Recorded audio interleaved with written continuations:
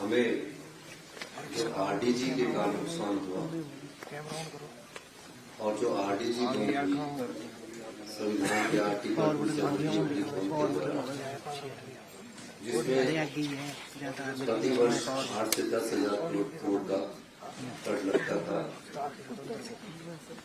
और पिछले वर्ष तक जो ये वित्तीय वर्ष चला हुआ है इसमें भी आरडीजी हमको सबसे कम 3300-3400 करोड़ रुपए मिलती है। तो अगले वित्तीय वर्ष 2036 से बंद हो गए। काफी प्रयास किए गए, भारतीय जनता पार्टी के नेताओं से भी मुलाकात की गई और माननीय विपक्ष के नेता से भी बात की गई कि हम आपके साथ चलते हैं, लेकिन वो प्रयास सार्थक नहीं हो पाए। तो ये जो बजट की परिकल्पना की गई है, ये आत्मनिर्भर हिमाचल की बजट की परिकल्पना की गई है।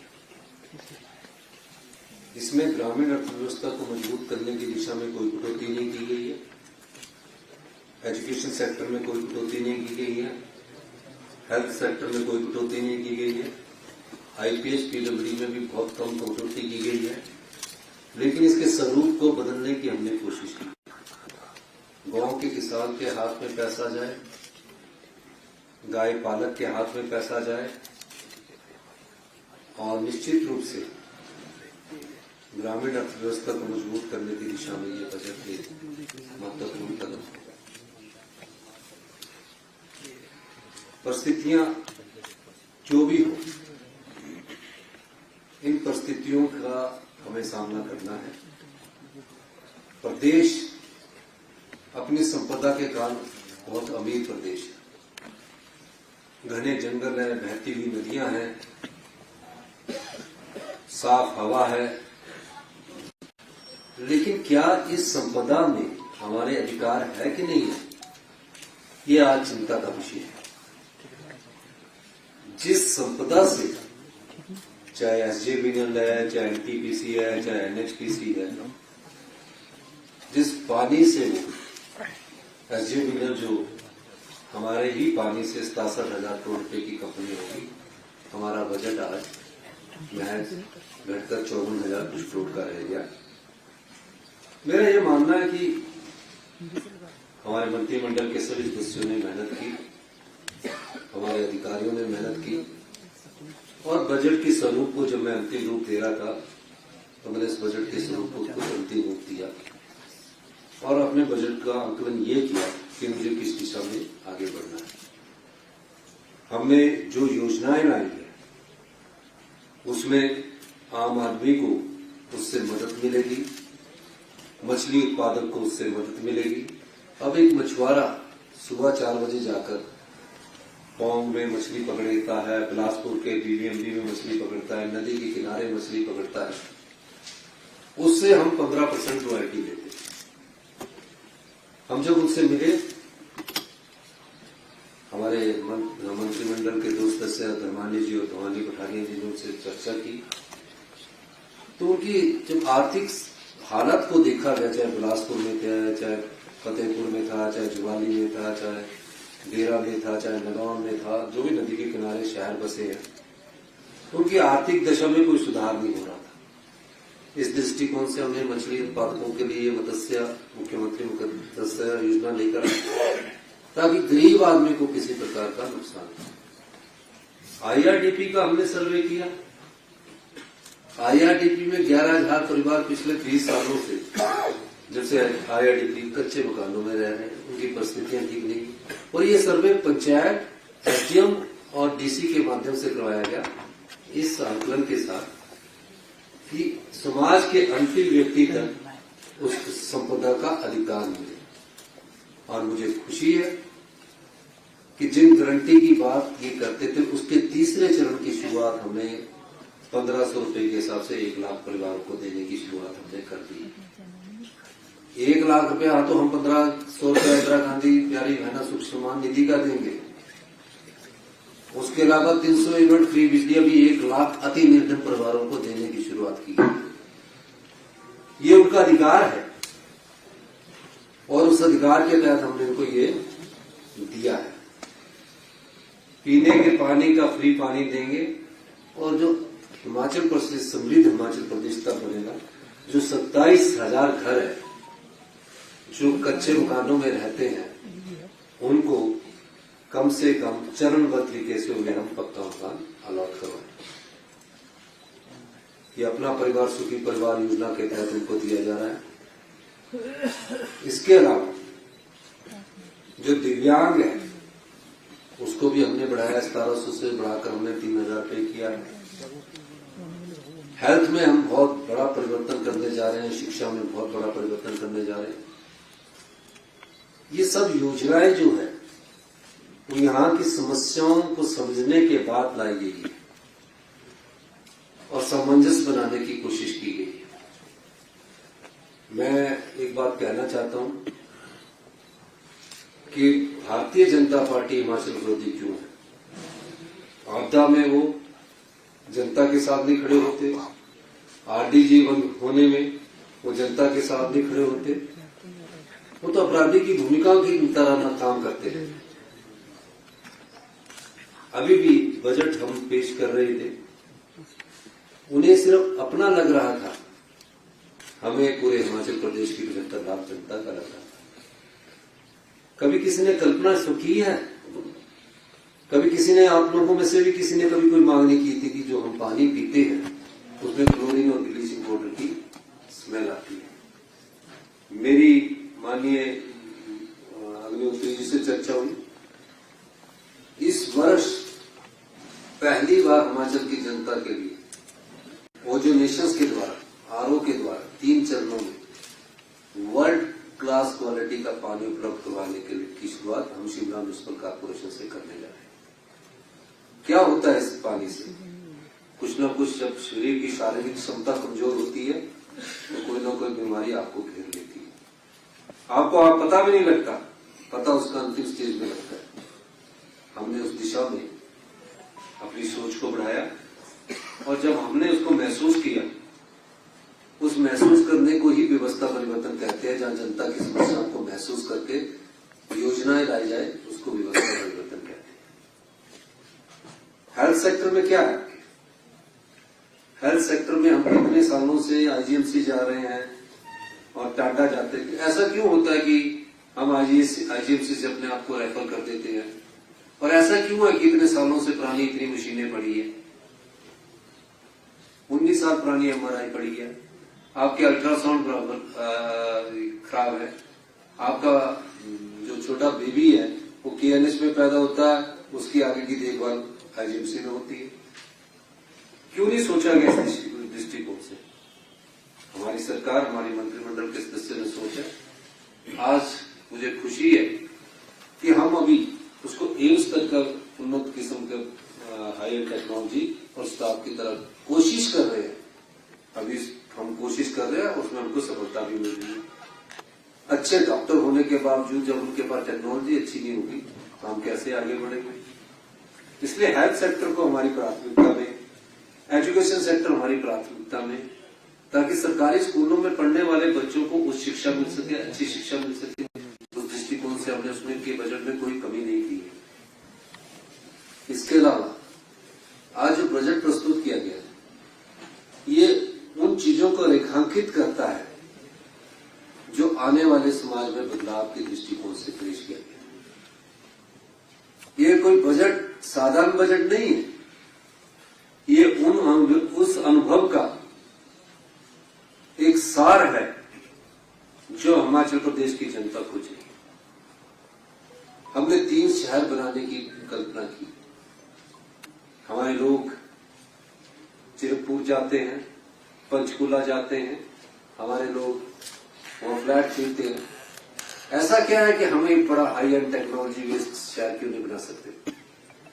अभी हमारे पास हिम चंडीगढ़ के लिए हमने 10,000 बीघा जगह जो हाउसिंग बोर्ड के नाम कर दी है। 10-10 हजार बीघा के हम 3 शहर बनाएंगे जहां हिमाचली लोगों को भी उसमें रियायती दर पर मिलेंगे। और पर उस सारे जो शहर होंगे, ये कोई एक सरकारी कार्यालय नहीं बनाएगा इसको, वर्ल्ड क्लास कंसल्टेंट इसके लिए नियुक्त किए जाएंगे। सारा इंफ्रास्ट्रक्चर उनके माध्यम से किया जाएगा। प्लांट सिटी बनेंगे, किस एरिया में क्या बनना है, उस दृष्टि से 3 वर्ल्ड क्लास सिटीज की कल्पना हिमाचल प्रदेश में की गई। कई लोग मिलते हैं हमें कि हमने हिमाचल में लैंड खरीदनी है, आप क्या करो, कई लोग इसकी इंक्वायरी करते हैं। ये जो 3 शहर बनेंगे, इससे हमारी इकोनॉमी ग्रो करेगी और इतनी इकोनॉमी ग्रो करेगी कि हम लोगों को किसी के ऊपर निर्भर रहने की जरूरत नहीं है। आज कुछ हमने फैसले किए हैं, इतिहास में हमने कुछ पहली बार ऐसा फैसला किया कि अधिकारियों के भी सैलरी पर कट लगा है। मैं धन्यवाद करूंगा सभी अधिकारियों का, सभी कर्मचारियों का, बेचारे जो इस गंभीर वित्तीय स्थिति में हमारे साथ खड़े हैं।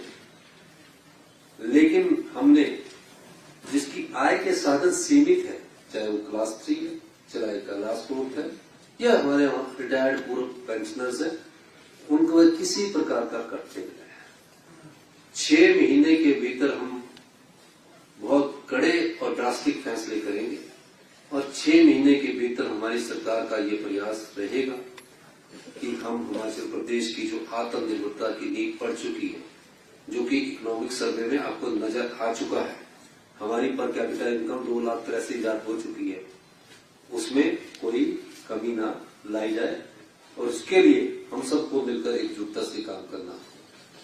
ये क्यों हमारी इकोनॉमिक सर्वे में हमारा ये जो पर कैपिटा इनकम बढ़ी, ये इसलिए बढ़ी क्योंकि हमने ग्रामीण अर्थव्यवस्था को मजबूती दी, पर्यटन को मजबूती दी, इससे हमारे ट्रेजरी में पैसा आया।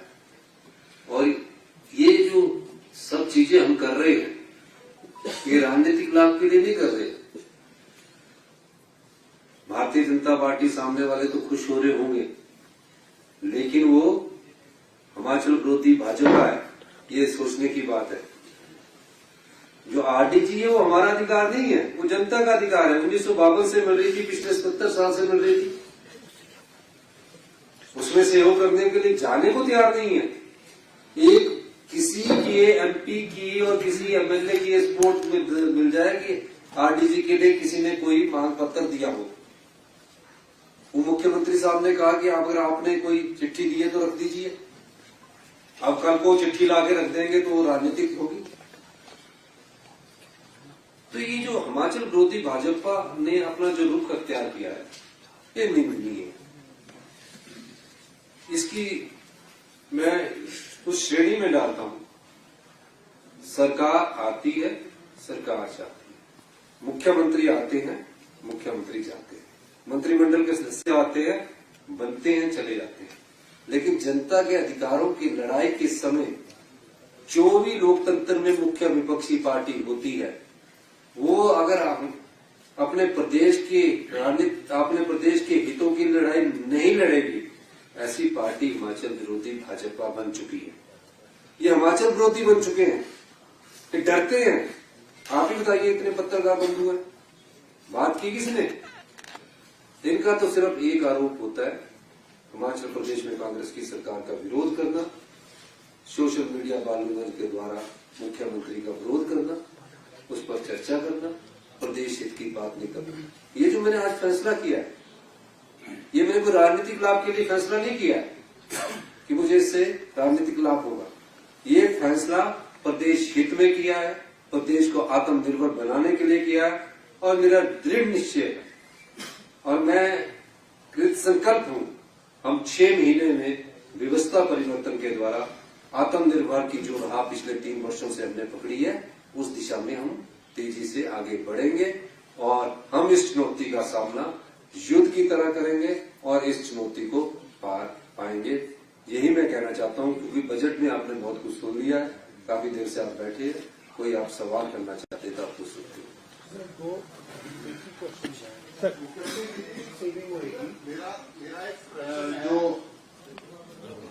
जो आपने कट लगाया था डेवलपमेंट जिसको कह रहे हैं, इससे कितनी सेविंग होगी? 1 नंबर 2, हमारा डेट बर्डन किस लेवल पे, कितना है आप वो फिगर दे दीजिए। देखिए, एक मैं चीज बताना चाहता हूँ, जब ये कट लगाया और कितना सैलरी पेंशन पे कट कर रहा है, ये तो हमारे फाइनेंस डिपार्टमेंट करके बताएगा, इसका आंकड़ा मैं अभी बता नहीं सकता।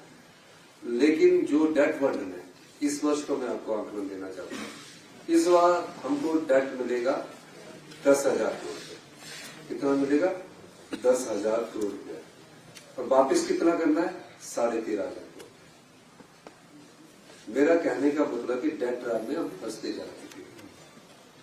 और इस चीज को आज से नहीं मैं कह रहा हूं, ये चुनौती है।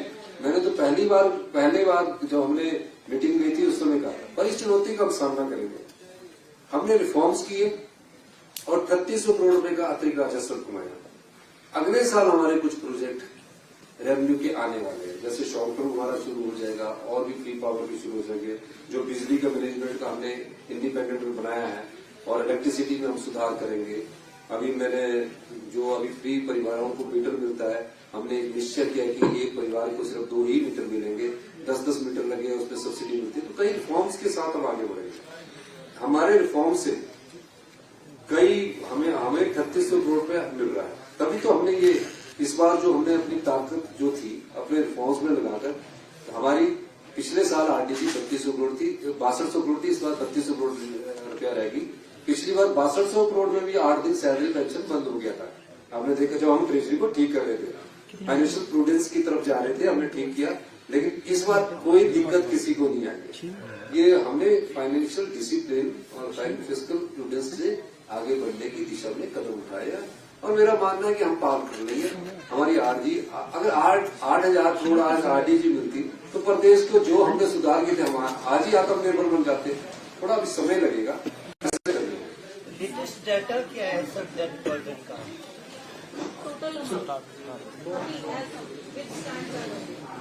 मेरे ख्याल 99,000 सर ये जो आपने 1 लाख के करीब है। सप्लीमेंट्री बजट में जो आपने 40,000 1 लाख के करीब है। जब सप्लीमेंट्री बजट में जो 40,000 का प्रावधान किया है और पिछला बजट आपका 58,000 करोड़ था, तो पिछले साल ये पैसा आएगा कहां से? रेवेन्यू रिसीट कितनी है पिछले साल? यार भैया ये इसी बजट का पार्ट होता है। रेवेन्यू रिसीट इस बजट में दिखाई होगी। 40,000 बेस है, मीज है, उसमें 27,000। ये मेरे बजट में घोषणा करती है बजट में देखिए। मुख्यमंत्री पहले तो बताई को आपको संतुलित बजट देने की संतुलित इसलिए कि आपने समृद्धियों से दिया और गरीबों को दिया, लेकिन इसमें आपने सभी से आग्रह किया, उन्हें से भी आग्रह किया जो आपकी स्थिति में नहीं आते। आपने गवर्नर के इंस्टीट्यूशन को छोड़ दिया और दूसरा जो गरीब लोग थे, जो पत्रकार लोग हैं, उनको आपने कुछ नहीं दिया। पत्रकार नहीं गरीब, अगर पत्रकार गरीब में होंगे तो उनके लिए भी अगली बार कोई योजना जाएंगे। पर कैपिटा इनकम बढ़ी है, आपकी सर्वेक्षण ये कहता है, लेकिन बेरोजगारी दर में भी इजाफा हुआ है। इस बजट में बेरोजगारों के लिए, शिक्षित बेरोजगारों के लिए खास क्या है? बहुत पोस्टें हैं जो 4 से मिल रही है, उसका काम कीजिए। थैंक यू सर कुछ ज्वेलरी सिर्फ पहनी नहीं जाती, वो आने वाली पीढ़ियों की पहचान होती है। लेगेसी का मतलब सिर्फ साल नहीं होते, वो रिश्ते होते हैं जो वक्त के साथ और गहरे होते जाते हैं। वर्मा ज्वेलर्स का नाम सिर्फ एक ब्रांड नहीं, एक परंपरा है।